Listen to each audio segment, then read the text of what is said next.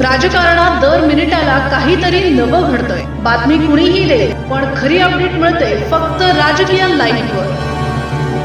सांगली महानगरपालिका निवडणुकीच्या पार्श्वभूमीवर सांगली जिल्हा पोलीस दलाकडून आज पोलीस दलाचे संचलन करण्यात आले। 15 जानेवारी रोजी सांगली, मिरज आणि कुपवाड शहर महानगरपालिकेसाठी सार्वत्रिक मतदान होत आहे।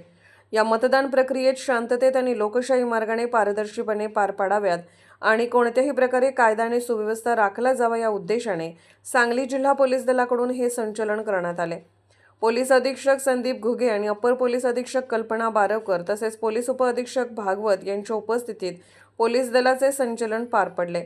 महापालिका निवडणुकीसाठी एकूण 1200हून अधिक पोलीस बंदोबस्त तैनात करण्यात आले असून लोकशाही बळकट करण्यासाठी सर्वांनी निर्भयपणे मतदान करावे असे आवाहन सुद्धा पोलीस अधीक्षकांनी केले आहे। सांगली मिरज कुपवाड महानगरपालिका इलेक्शनच्या पार्श्वभूमीवर सांगली शहर उपविभागामध्ये जो शहरी भाग आहे त्या ठिकाणी आपण रूट मार्चचं आयोजन केलेलं आहे। साधारणतः सर्व पोलीस अधिकारी अंमलदार मिळून आपल्याकडे 500 पेक्षा जास्त संख्येनं आजच्या रूट मार्चमध्ये पोलीस विभाग सहभागी झालेला आहे।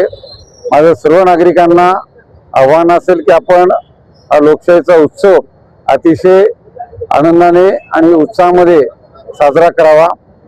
याच्यामध्ये कुठेही आपण कोणत्याही कारणासाठी भीतीचं वातावरण आपल्याकडे नाही याची मी आपल्याला ग्वाही देतो आणि आपण सुद्धा मोठ्या संख्येनं मतदान करून लोकशाही बळकट करायची आहे।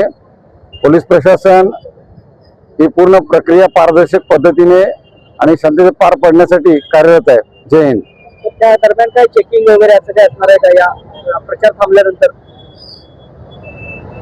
सध्या जे आदर्श आचारसंहितेमध्ये माननीय निवडणूक आयोगाकडून आम्हाला निर्देश प्राप्त आहेत त्यानुसार उद्या म्हणजे 13 जानेवारी 2026 संध्याकाळी 5:30 वाजेपर्यंत प्रचाराकरता वेळ देण्यात आलेली आहे।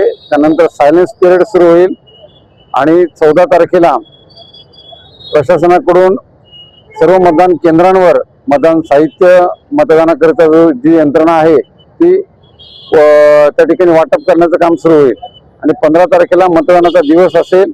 सकाळी 7:30 पासून मतदान हे सुरू होईल।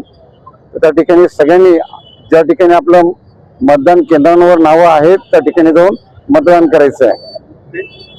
आपला 1279चा बंदोबस्त सीसीटीव्ही व्हॅन आणि प्रत्येक केंद्रावर व्हॅनची नजर आहे आणि समाज माध्यमांवर नजर। मी सर्व मतदारांना हे सुद्धा सांगू इच्छितो, प्रशासनानं साधारणतः 50% जास्त ठिकाणी जी संवेदनशील मतदान केंद्र आहेत, संवेदनशील हे म्हणताना मी या ठिकाणी सगळ्यांना निश्चिंत करतो की यामध्ये कुठेही मतदानाच्या दृष्टिकोनातून संवेदनशील नाही आहेत, परंतु ज्या ठिकाणी संमिश्र मतदान आहे, गर्दीचे ठिकाण आहेत, अशा 50% जास्त मतदान केंद्रांवर वेब कास्टिंगची व्यवस्था करण्यात आलेली आहे। त्या ठिकाणी सीसीटीव्ही कॅमेरे लावलेले आहेत। सोबतच पोलीस प्रशासनाच्या ज्या सीसीटीव्ही व्हॅन आणि पोलीस वाहनं आहेत त्यांची सुद्धा मदत या पूर्ण मतदान प्रक्रियेवर नजर ठेवण्यासाठी वापरण्यात येईल। राजकीय घडामोडींचा सर्वात वेगवान अपडेट फक्त इथेच राजकीय लाईव्हवर। आमच्या YouTube चॅनलला लाईक, शेअर, सबस्क्राईब करा आणि रहा राजकारणाच्या रणभूमीवरील थेट नजरेत।